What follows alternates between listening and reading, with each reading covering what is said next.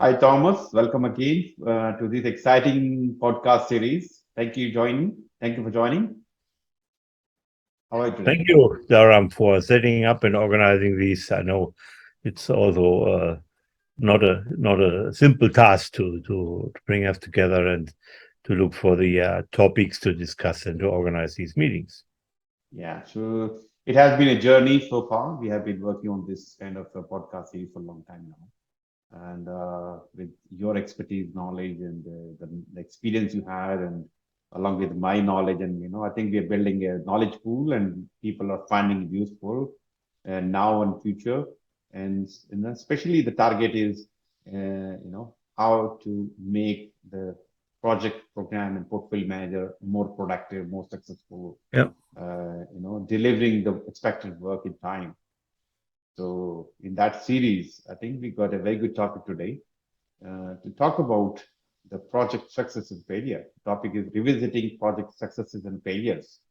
So I guess it's a very important for every project manager, program manager to know what is the success means and what's the failure, why do we have failures happen, so many failures, what they can do to avoid or minimize such failures.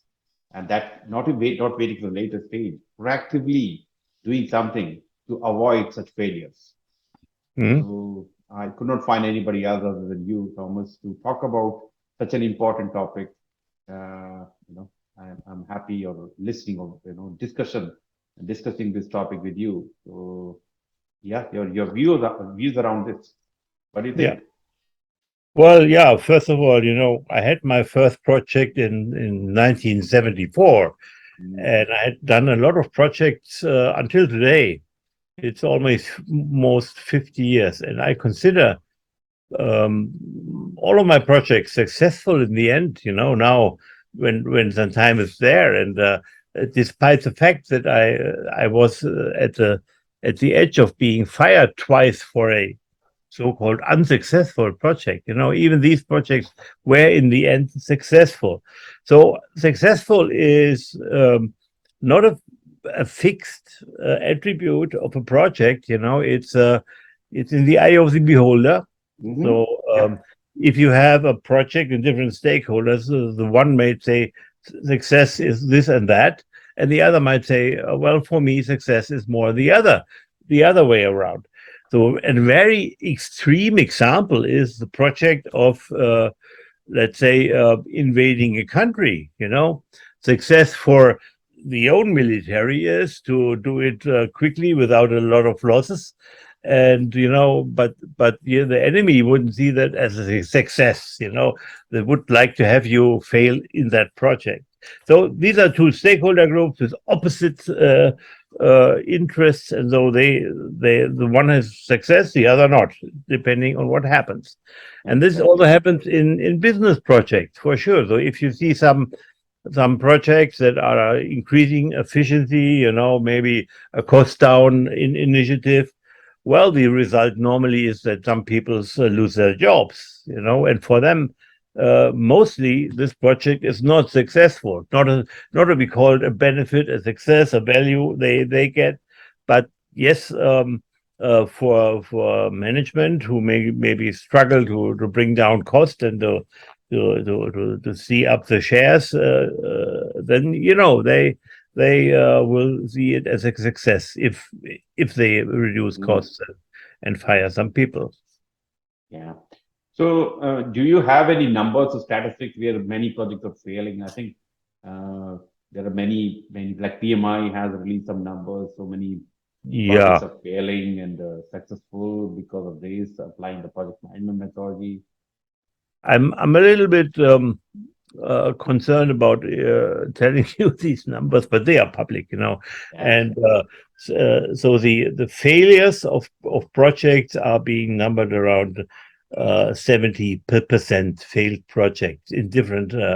They might not be failures in that they are written off totally, Mm, maybe if the budget is increased in the end, or severe schedule slippages or quality problems, then they are challenged projects, and they might end with some status, and But around 70%, and they are not only PMI, but there's also the chaos initiatives that's looking at software projects. And also, there are people who are looking, let's say, at Olympic Games. And that's the same thing. You could say, are Olympic Games a success or not? Because all of them have a budget overrun, Oh, And yeah. you know what? None of them has a schedule problem. It depends what success means Yeah. in terms of the stakeholders. And Olympic Games, they have a fixed date, and it's known for years. Yeah. And everything goes according to that. Same applies with a fixed date to any event management. If you have a theater or something and you invite people, the Rolling Stones, to play somewhere, then it's a fixed date and you cannot shift it. And the absolute priority in the success sector is about schedule, but not so much about money. And you might even lose money.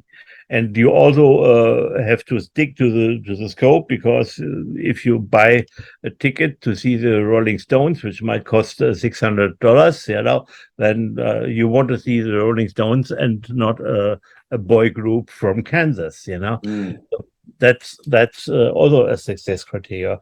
In general, as we read the PMBOK guide and the long 50 years of project management, we look at three elements which make up the iron triangle of project management. That's we have a budget, so something estimated which should not be um, uh, overcome, and we have a schedule with milestones, at least the end date, but maybe other milestones too in between. And we have what we call scope, and this is a description of what should be the output of the project. And in recent years, this kind of scope is a little bit being replaced by um, the outcome of the scope. What can you do with the scope?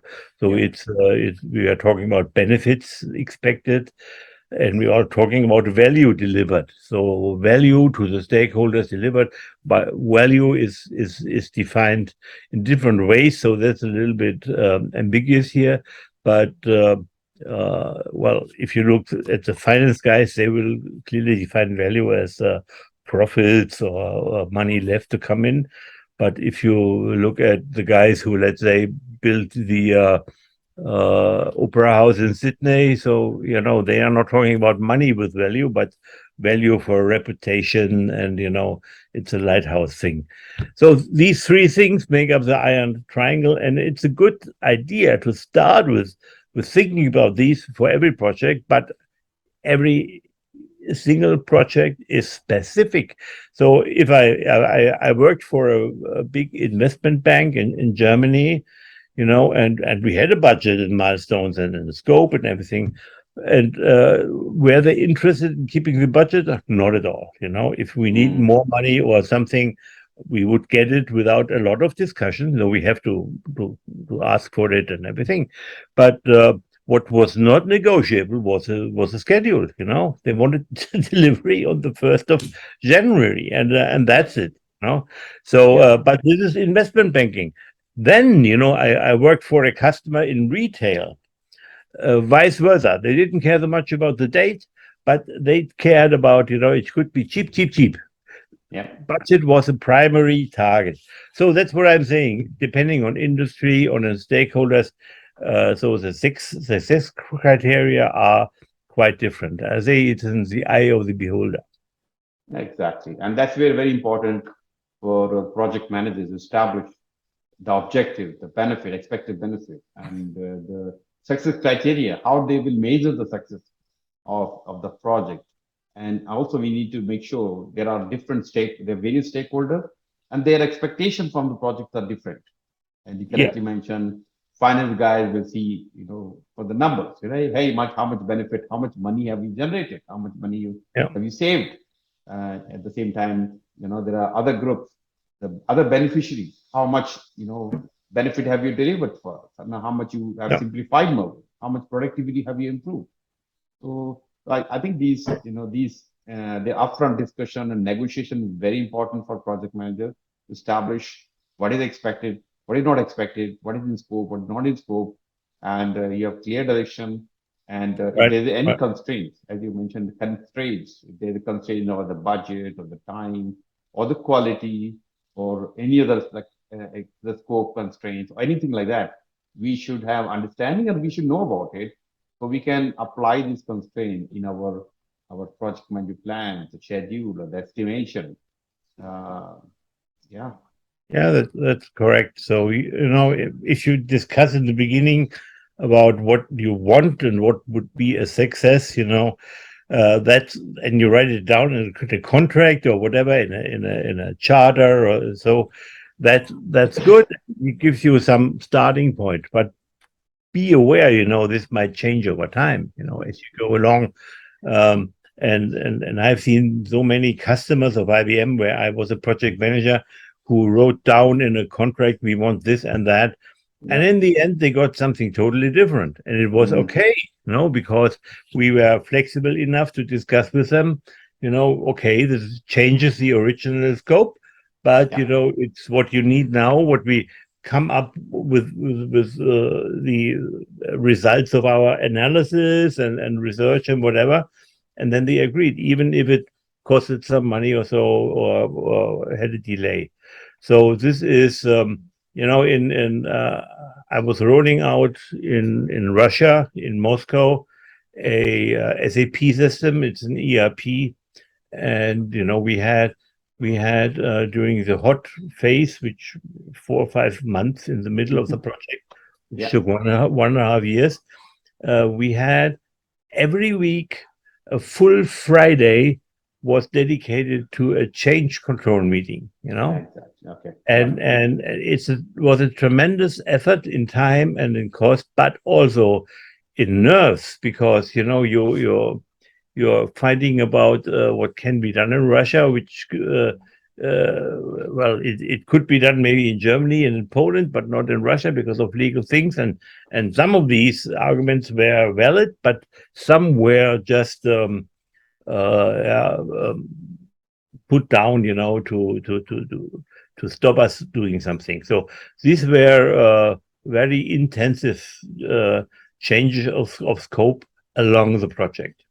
yeah. And you correctly mentioned that change control process procedure. Yes, changes are in a project kind of inevitable. We know the changes are there. Very rarely we see that what you're expecting as a business, you get it, or you ask something and you change your mind, uh, which it can be okay as long as you follow the correct change Yeah, management process. yeah, You request for the change request, you discuss, have log it into the change log, and have right people assessing the change from various angles to find out how much the impact, the cost impact, time impact, right. and any other impacts you see, the benefit impact. Because last thing you want that you have implemented the change, but that has created some other problem, some fatal or maybe major Yeah, incident.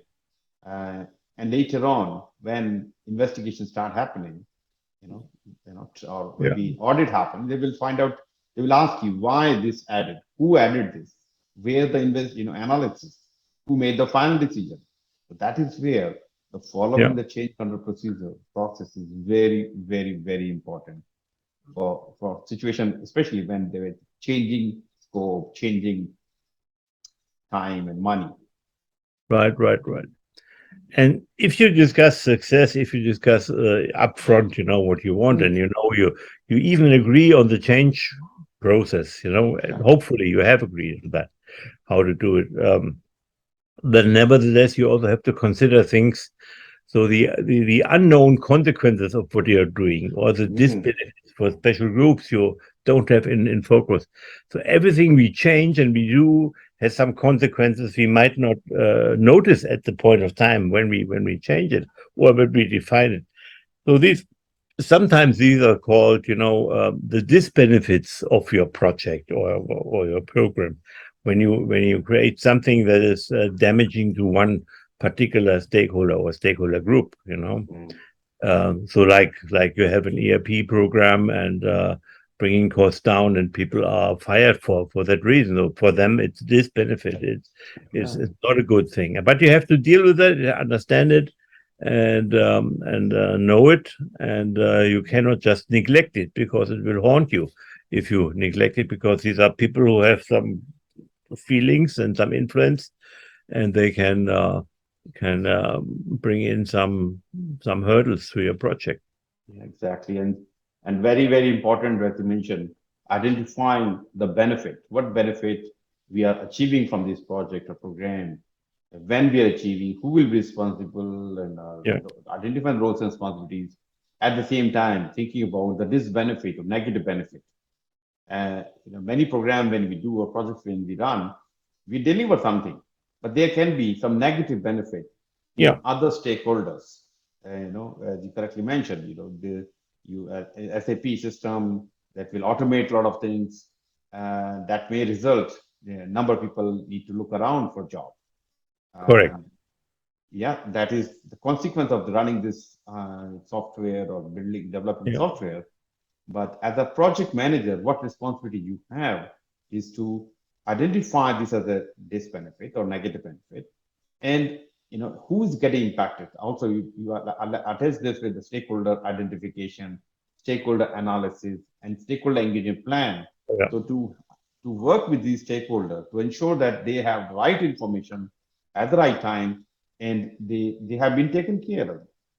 If they have a plan to take care of them, then they should know about it.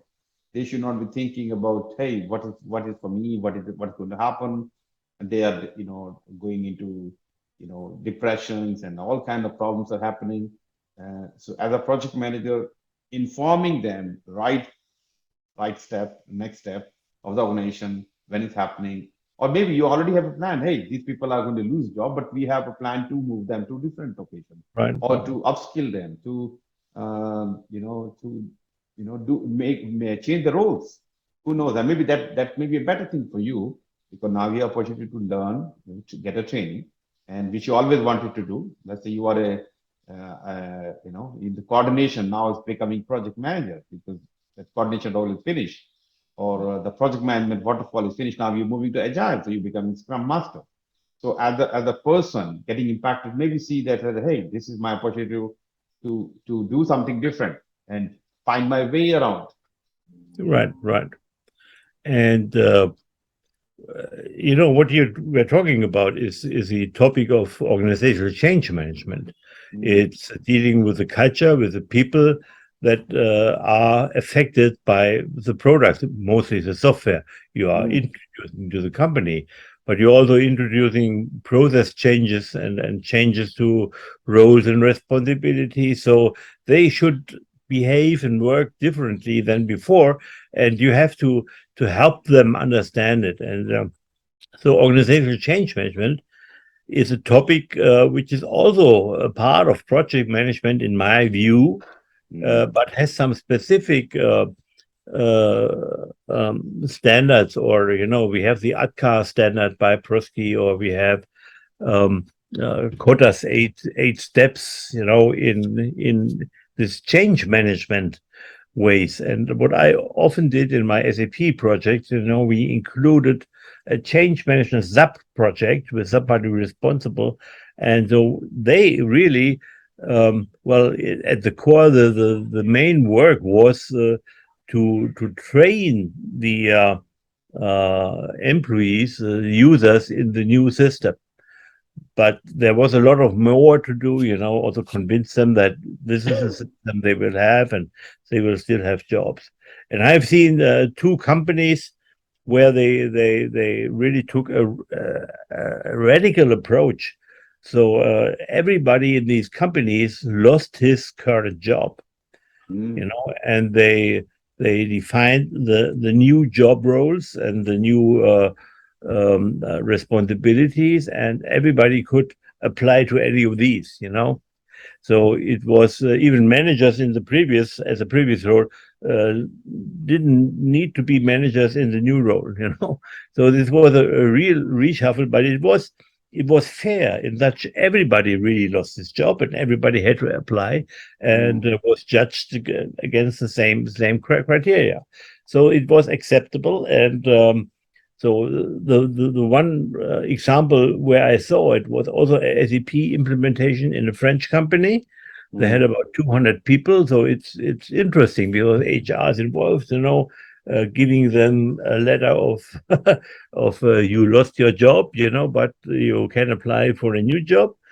And the second example actually is when a organizational change came, moving from a hierarchical organization to an HR organization by the bank, Netherlands Bank of ING. Not sure if you heard of that. Yep. So they established a new way of working, new roles, new processes, new structures. So all the hierarchies were blown away. They had a new kind of structures, and this transformation, yeah, this change was done within 9 months. Tremendous success. In the end, it was speedy, it was cheap, and now they have a new system. But yeah, okay, they have to adapt the system to the circumstances, but they are doing quite well. So the ING bank in Europe is quite successful. Yeah. But the change management, organization change management, how first of all, importance of that, because especially when you bring the change to the organization, the use of new software or the processes that change or the transformations are happening everywhere, the agile transformation, digital transformation, is not only the work we're doing, but also people mindset has to change. Oh yeah. They need to take them through the journey. They take them through a journey of via training and by doing the team activities, team building activities, and doing some hand holding. Sometimes, as an agile coach or digital transformation coach, they have to do a lot of hand holding as well. So people get used to of the new product or services, and they become, they're using the product as effectively as should be. So, Yeah. yeah, To identifying the give you, need of this is very yeah, important. exactly. You have to see both sides. The people side and the process or tool side or whatever. Yeah. Give you another example that comes to my mind. In Egypt, a German company was building a power plant in Egypt, and they had a turnkey contract Mm, stating that the project is successful and they will be paid once Egyptian operators can operate the power plant. Guess what? They built the power plant in good quality, in time and cost and so on.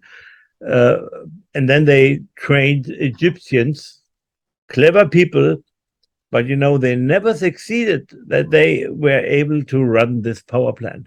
So they mm, didn't get paid. It was a huge disaster for the company. And mm, also for Egypt, because they wanted to have a power plant operated by Egyptians, and they didn't get this. So I'm not sure if that is still working. What happened to that? But it was a big unsuccessful project or a failed project. Though they did everything right. They trained the people and they showed up and they administered tests and the test was done. But operating a power plant is not only that which buttons to push, but also that you have a mindset, a way of thinking and a kind of responsibility in what you're doing. And I think that's the main thing. You don't want to have a power plant run by people who don't have that mindset. mm. Yeah, so that's where the mindset and the team building activities are very important. Yeah. And as a project manager, it's one of the important area you need to look for. Okay, first of all,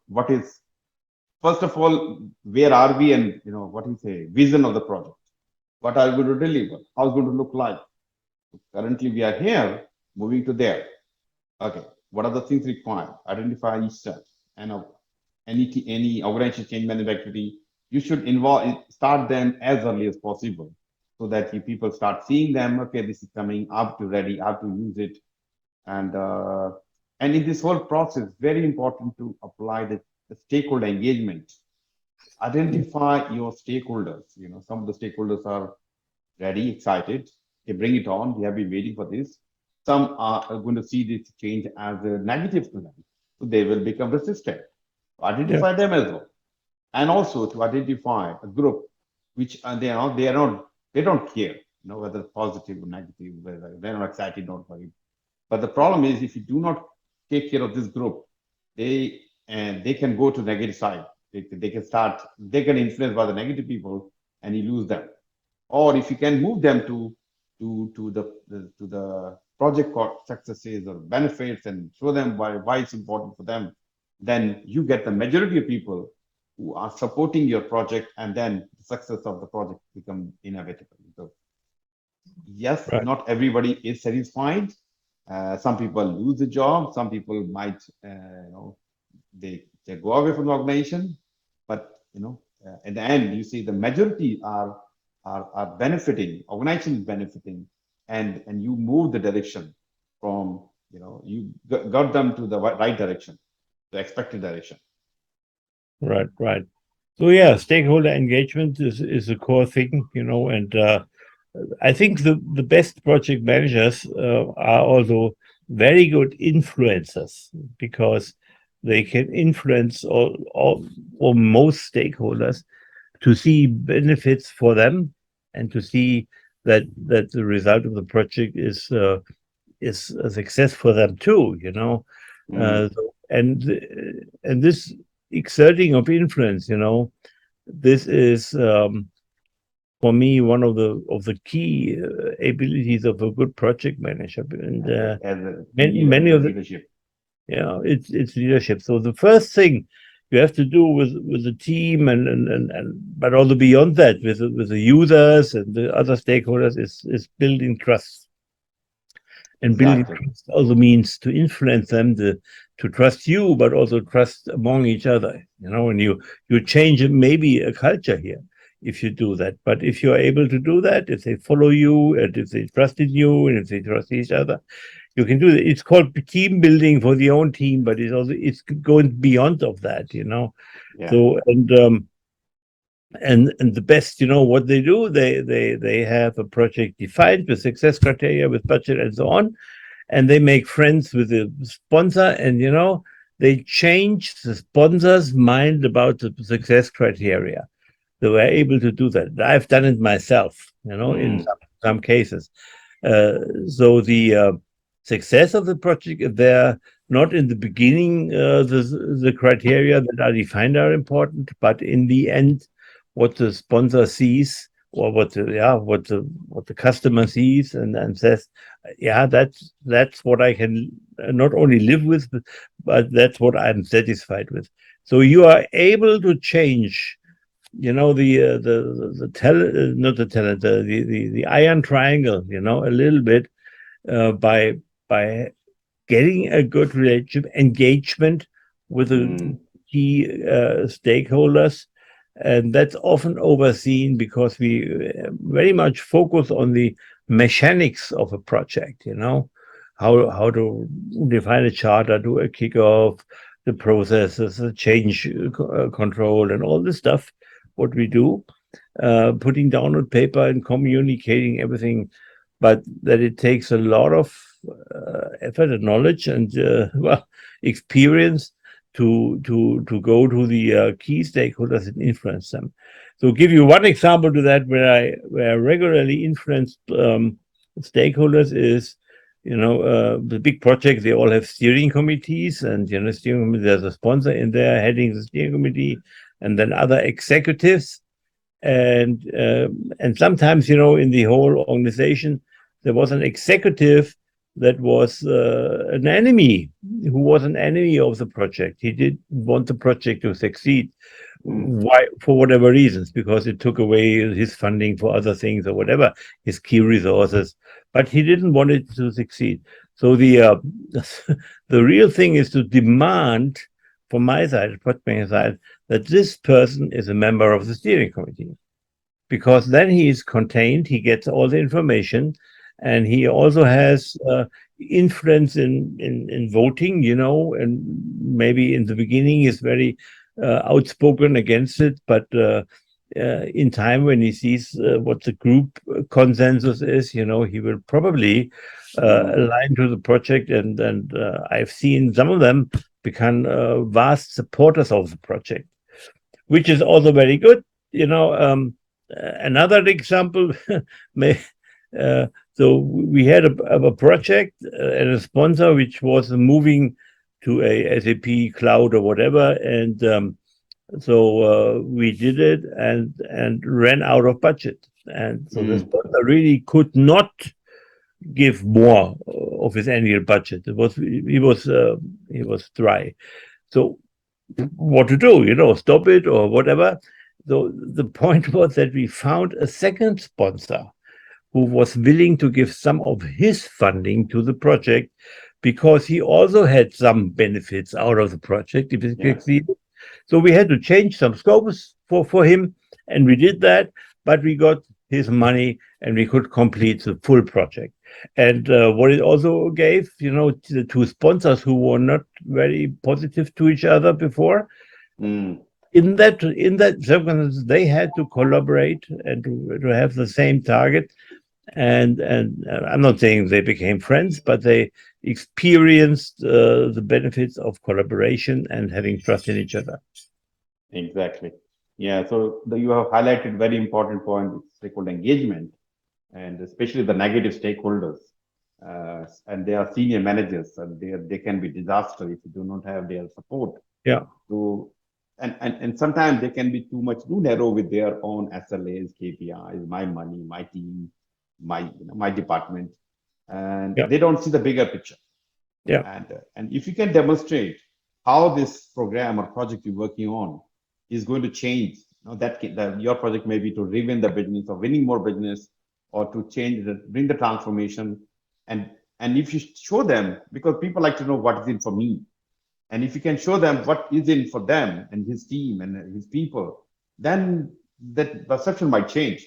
Then it's okay, this is a great project. Actually, my team will benefit and I will benefit, my company will benefit, and we have more businesses coming and we have more bonuses happening. That things, our perception can change. And, Yeah. from negative to becoming positive, yeah, it's a Right. journey.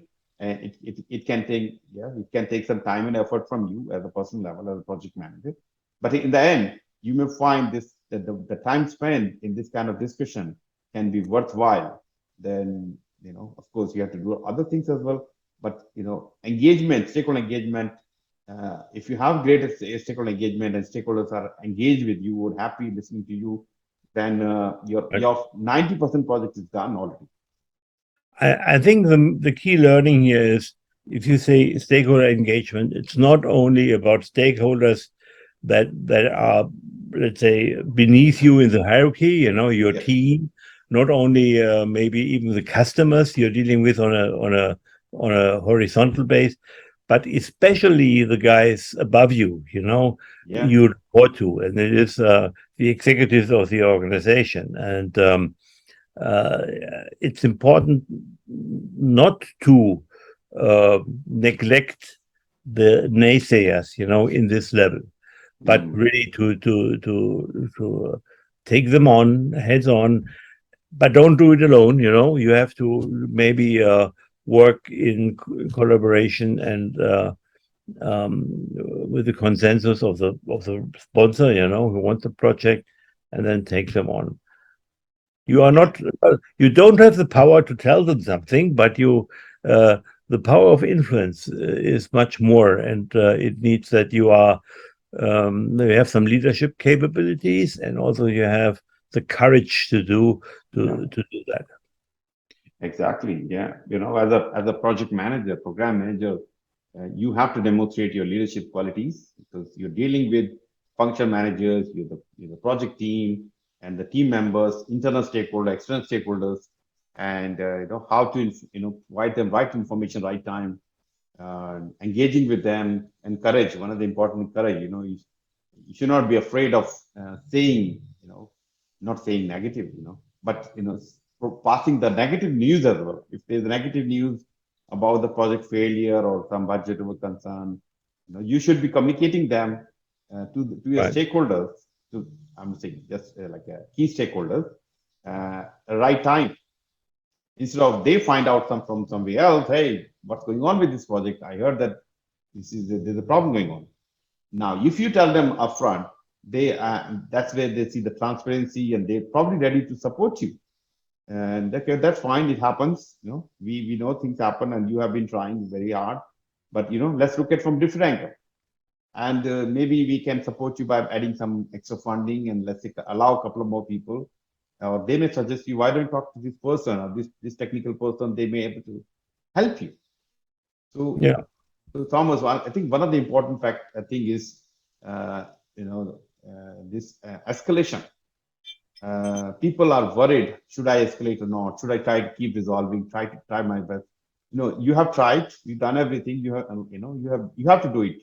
You can't just say, okay, there's a problem, let me talk to my stakeholder, my sponsor.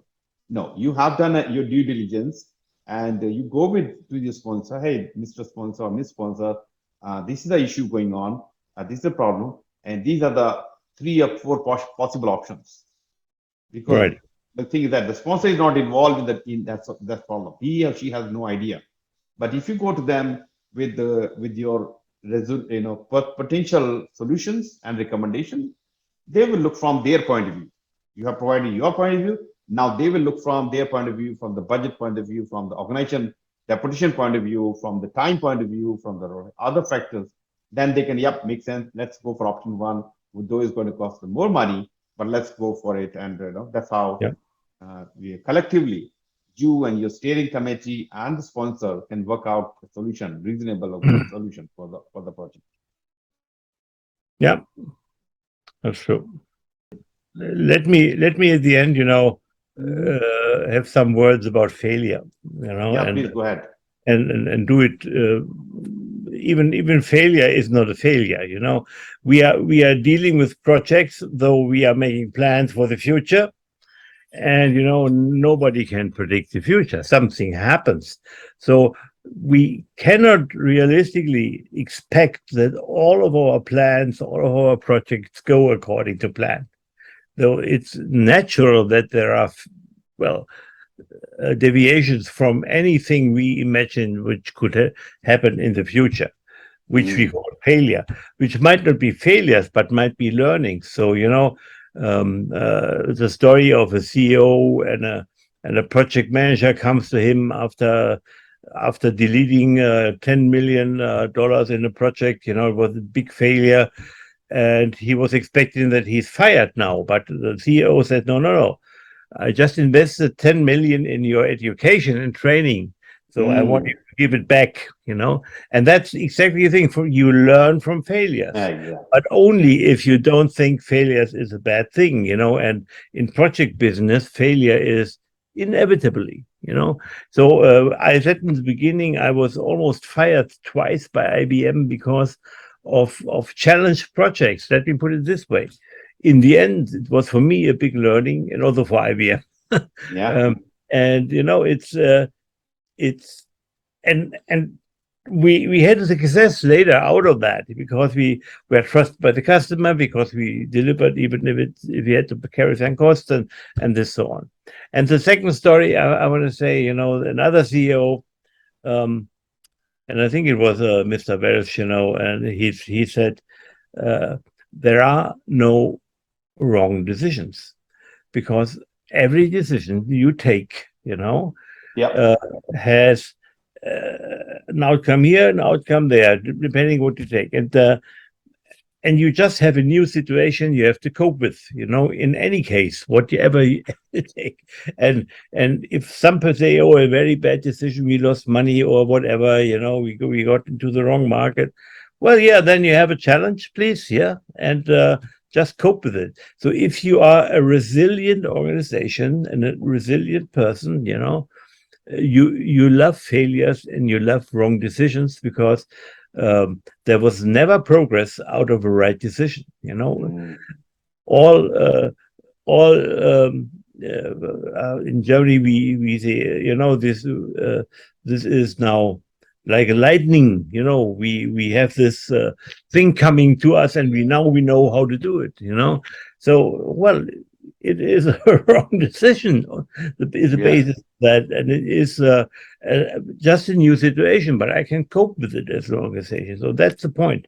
Don't be afraid of failures. Well, it might be not pleasant. Sure, it's more pleasant if you have success, but learn from failures. In that, it makes me more Mm. resilient, more yeah, stable, Yeah. and more wise.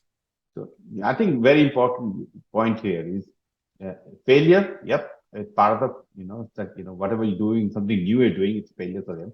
But most important, you record them, learn from them. You don't want to repeat the same problem which reach you land you here, and you try again that same way. You have to think about, hey, what? Okay, I tried this. Now, what else I can do to improve my successes? I think that's where the Thomas, person who invented the light bulb, Yeah, Edison. Edison. Yeah, Yeah, he tried 1,000 times before he got success in his, many but failures. Yeah, many failure. But he succeeded. But the important thing was he was learning from every failure and did better and better and better. Finally, got the light bulb. exactly. Yeah. So why would anyone expect that all projects are successful? That's Mm. not possible. It's an illusion. Yeah, and we have to think about the process of reaching to that point, not just a destination. We need to ensure that we have we do everything right, from our capability, our best of our capability, and take the whole team together to your direction or the destination or destiny. Exactly. Yeah. Okay, So interesting discussion today. I know it's a very interesting topic, and we keep talking. You can keep talking whole day, but in the interest of time, we'll stop here and come back again with another topic and something interesting discussion. But yes, thank you, Thomas. Thanks for your insights and your experience, your IBM experience, and your whatever work you've done. It's all great, and thank you. Thank you, Dharam. Enjoying these things. Thank you. Yeah, see you Good night. again very soon.